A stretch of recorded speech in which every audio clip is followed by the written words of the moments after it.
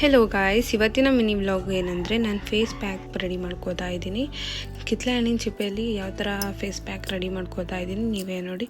ಮೊದಲನೇದಾಗಿ ನಾನು ಕಿತ್ತಳೆ ಹಣ್ಣಿನ ಚಿಪ್ಪೆನ ಬಿಡಿಸಿ ಇಟ್ಕೊಂಡು ನಾನೀಗ ಪ್ಯಾಕ್ ರೆಡಿ ಮಾಡ್ಕೊಳ್ತಾ ಇದ್ದೀನಿ. ಕಿತ್ತಳೆ ಹಣ್ಣಿನ ಚಿಪ್ಪೆನ ಜಾರಲ್ಲಿ ಹಾಕ್ಕೊಂಡು ಅದಕ್ಕೆ ಸ್ವಲ್ಪ ಮಿಲ್ಕ್ ಆ್ಯಡ್ ಮಾಡ್ಕೊಂಡು ಗ್ರೈಂಡ್ ಮಾಡ್ಕೊಳ್ತಾ ಇದ್ದೀನಿ.